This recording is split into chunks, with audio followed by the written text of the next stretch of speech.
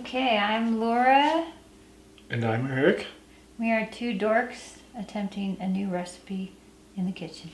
So today we are attempting a recipe from the November 2016 Food and Wine magazine. There's an article about one pot, 7 dinners. It's the best all-in-one meals from their favorite cookbooks. Julia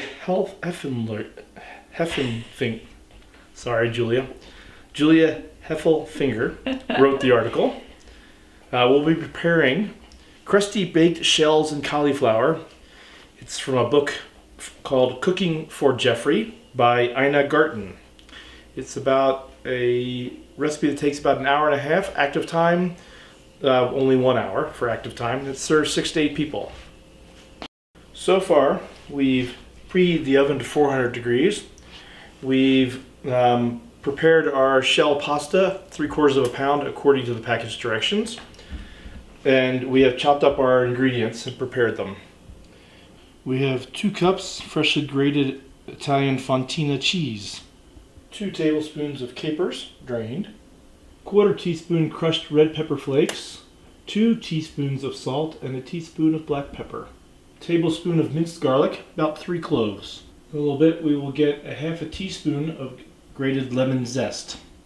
3 tablespoons of roughly chopped fresh sage leaves, 2.5 pounds of cauliflower, about a large head, cut into small florets, 1/2 cup of panko, 6 tablespoons of freshly grated Italian pecorino cheese, 2 tablespoons minced fresh parsley leaves, 1 cup of fresh ricotta cheese, and at least 1 good local beer for the chef. Okay, we need to add olive oil to our pan, 3 tablespoons of olive oil over a medium-high heat to brown our cauliflower. We're going to brown the cauliflower in 2 batches.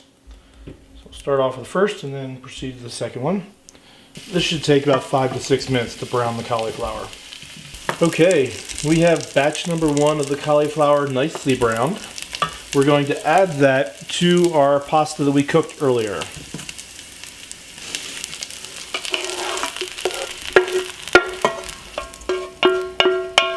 Okay, I'm going to mix our browned cauliflower in with our pasta. And we'll let that sit while we brown the second batch of cauliflower. I'm going to add 2 tablespoons, a 1/2 teaspoon of lemon zest to it. My lovely wife didn't know how to zest, so we thought it would be helpful if I showed how to do that on the camera.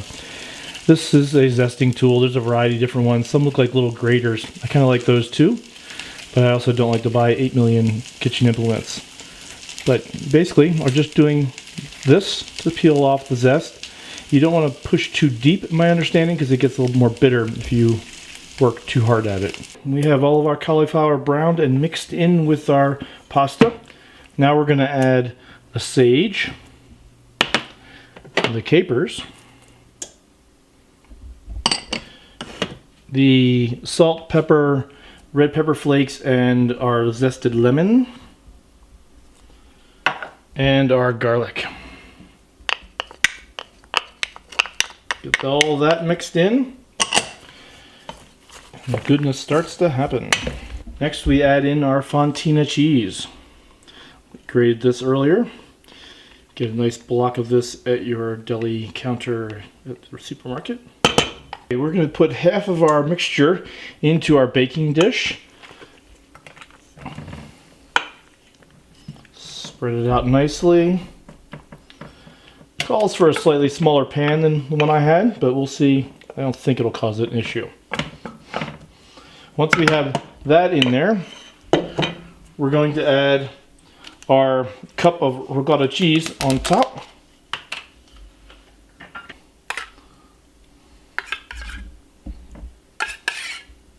And the rest of our mixture on top of the ricotta and other part of the mixture.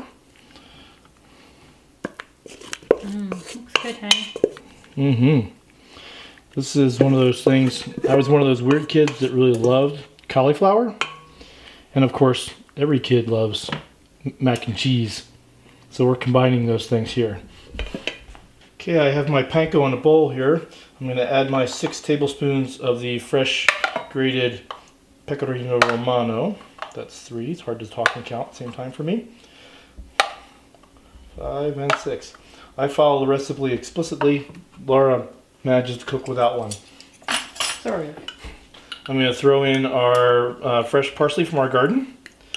And we need a tablespoon of olive oil to mix it all together. This is going to make our lovely crusty topping. The best part of mac and cheese is that lovely crispy crust on top, at least as far as I'm concerned. Going to sprinkle on top our mixture to make it crusty and awesome. After we get that on there, we're going to pop it in the oven. Again, it's at 400 degrees. And we're going to bake it for 25 to 30 minutes until it is beautifully crusty and brown on top.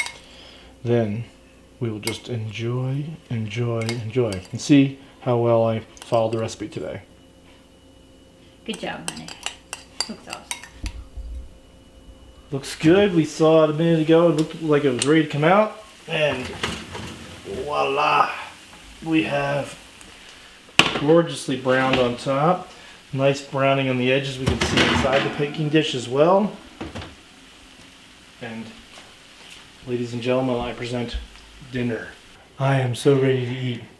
We've been making this for a while. It smells delicious and I am hungry. Thanks, hon. Good work. Thank you. We'll see how it is.